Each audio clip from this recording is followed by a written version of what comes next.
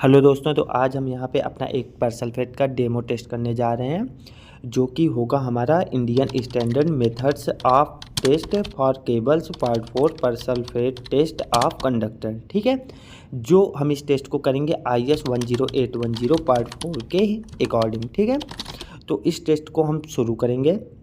तो इस टेस्ट को शुरू करने के लिए सबसे पहले हमें क्या करना होता है कि एक केमिकल्स बनाने होते हैं, जो आपको पता होगा। हमें उसके लिए कौन कौन से मटेरियल चाहिए, कौन कौन सा सॉल्यूशन बनाना है, उसके बारे में हम बात करेंगे।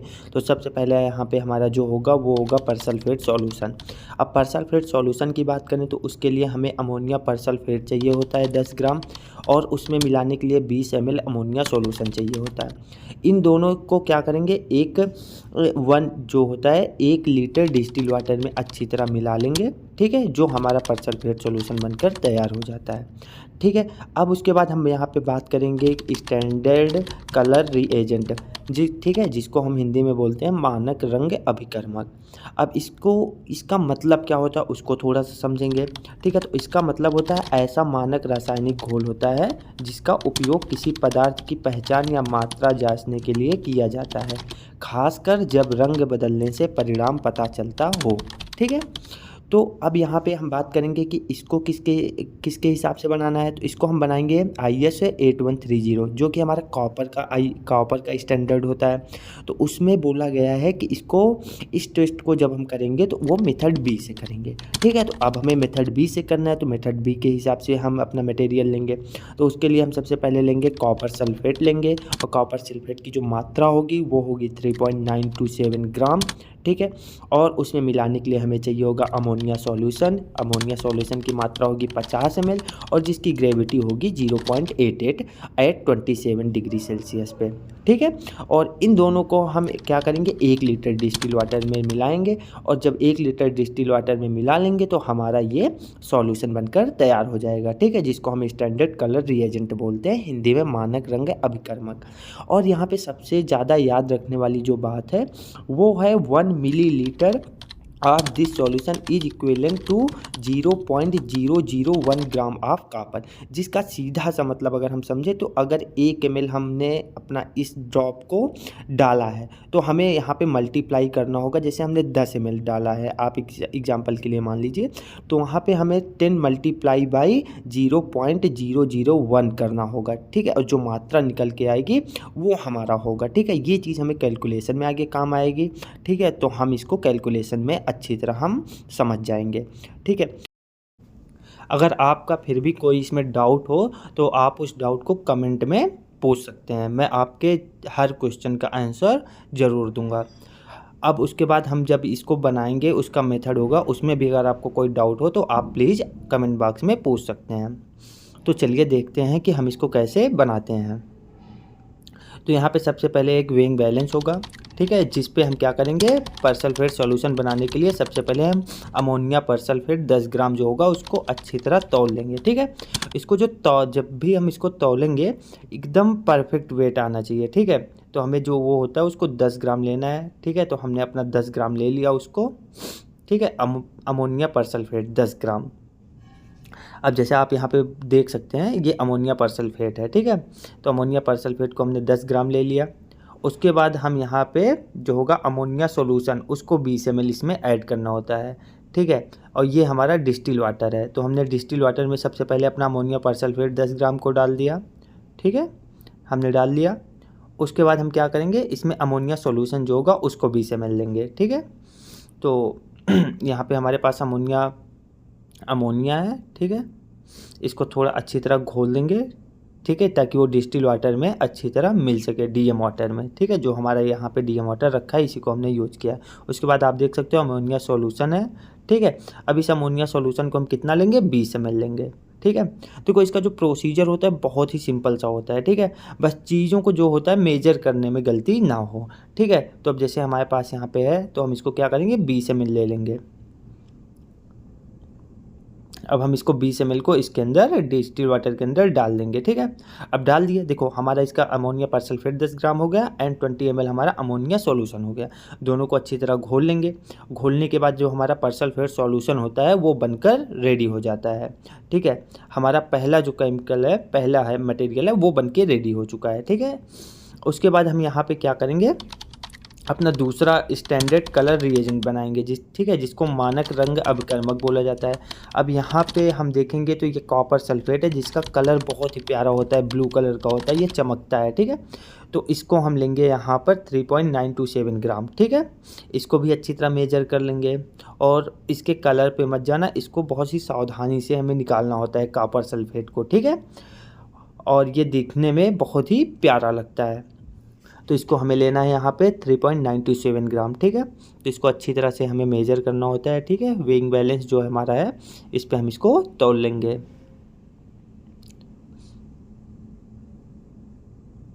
ठीक है, ये थोड़ा कम ज़्यादा होता है, मेजर करने में प्रॉब्लम होती है, तो हम इसको अच्छी तरह से अपना थोड़ा टाइम लेके मेजर करेंगे। ठीक है, अभी भी ये कम है।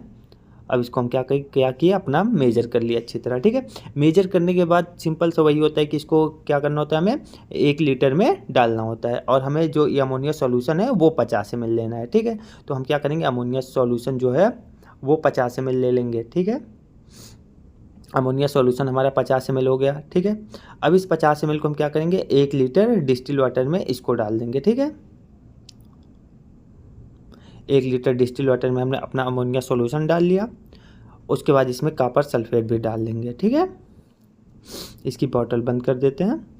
बॉटल बंद करके रखने के बाद हम इसमें अपना कॉपर सल्फेट डालेंगे। ठीक है, अब देखो इसका जो कलर है वो ब्लू कलर का आता है, एकदम प्यारा सा कलर आ जाता है। ठीक है, अब हमारे पास दोनों सॉल्यूशन हो गए, एक स्टैंडर्ड कलर रिएजेंट हो गया एंड जो पहला था वो कॉपर सल्फेट हो गया। ठीक है, तो हमारे पास यहाँ पे दोनों हो गए। उसके बाद हम चलेंगे अपने नेक्स्ट स्टेप, मतलब कि सैंपल की ओर। ठीक है, जब हमारा ये केमिकल बन के रेडी हो जाता है तो हम सैंपल लेंगे। अब सैंपल लेने के लिए भी स्टैंडर्ड होता है। ठीक है, उसी स्टैंडर्ड के अकॉर्डिंग हम क्या करेंगे, सैंपल लेंगे। तो यहाँ पे आप जैसे देख सकते हो कि यहाँ पे लिखा हुआ है 0.2। अगर 0.2 तक का कॉपर है तो वहाँ पे हमें कितने सैंपल की ज़रूरत होगी, 10 और मोर, मतलब कि 10 या 10 से अधिक। और जो उसकी लेंथ होगी वो होगी 580। ठीक है, 580। और यहाँ पे अगर आप देखेंगे फॉर ईच स्पाइसमेन, मतलब कि जो सैंपल होता है वो 500 क्यों दे रहे हैं, क्योंकि यहाँ पे जो 40 mm उसका मार्क करेंगे वो काउंट नहीं होता है। ठीक है, तो यहाँ पे 10 होता है तो इसको इक्वल करके यहाँ पे लिख दिए हैं। ठीक है, लेकिन जो हम यहाँ पे टेस्ट करेंगे वो हमारा टेस्ट होगा 0.3। ठीक है, 0.3 से 0.75 के बीच में। और उसमें कितने सैंपल रिक्वायरमेंट होती है, 3 और मोर। तो हम यहाँ पे क्या करेंगे, 3 है तो हम 3 ही सैंपल लेंगे और टोटल लेंथ उसकी, मतलब उसकी एक सैंपल की लेंथ कितनी होगी, 750, मतलब कि 750। ठीक है, और वहाँ पे वो 40 mm कटने के बाद 670 mm बचेगा। ठीक है, 670 mm बचेगा। अब यहाँ पे हमें पता चल गया कि हमें सैंपल कितना लेना है। ठीक है, और कितने सैंपल लेने हैं, 3 सैंपल लेने हैं जिनकी लेंथ होनी चाहिए 750 mm प्रत्येक, मतलब एक का। ठीक है, और इसी तरह तीनों का मिला के 2010 mm का हमारा सैंपल टोटल होगा। ठीक है, तो जो हमारा सैंपल था हमने अपना सैंपल ले लिया है। ठीक है, 750 mm का। अब उस पर यहाँ पे क्या करेंगे, 40 mm पे हम मार्क कर लेंगे। ठीक है, तो यहाँ पे हम 40 mm पे अपना मार्क लगा लेते हैं।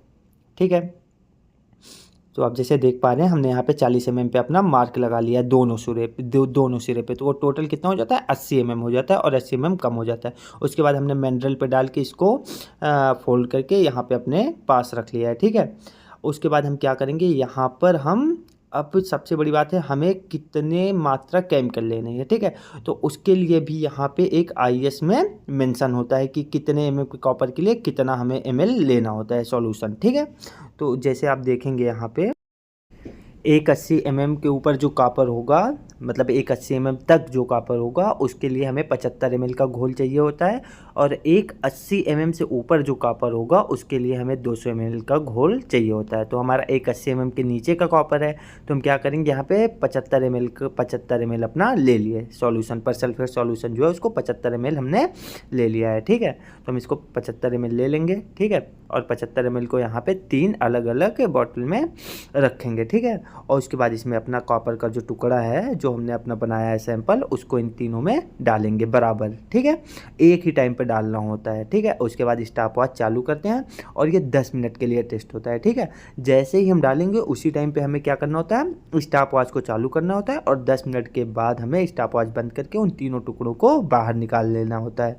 मतलब जो हमारे तीनों सैंपल होते हैं उन्हें बाहर निकाल लेना होता है, ठीक है। उसके बाद जैसे यहाँ पे आप देख सकते हैं कि यहाँ पे 40 mm मैंने मार्क कर रखा है, ठीक है। तो ये 40 mm का जो होगा वो बाहर ही रहेगा, ठीक है। बाकी सारा कॉपर जो होगा वो अंदर जाएगा, ठीक है। अब जैसे हमने यहाँ पे अपना सारा सैंपल अंदर डाल दिया है, ठीक है।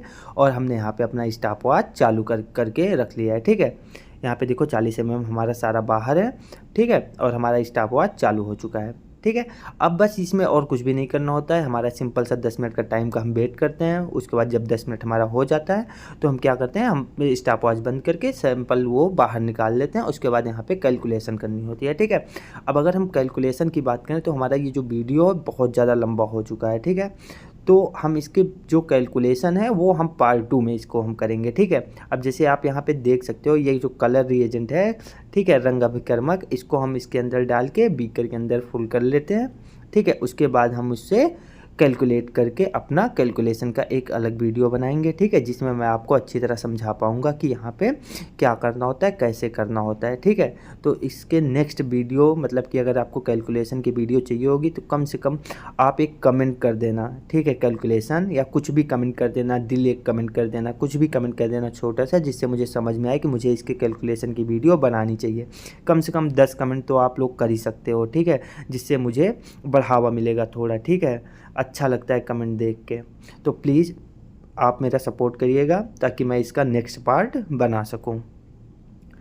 और जो मेरे सब्सक्राइबर हैं जिनके कहने पे मैंने ये वीडियो पर्सनली बनाया है, वो उनका साथ मुझे बहुत अच्छा लगता है। प्लीज़ आप ऐसे ही मेरे चैनल के साथ जुड़े रहना और आपको जो भी जानकारी चाहिए आप कमेंट करना, मैं उसको पूरी तरह बनाने की कोशिश करूँगा।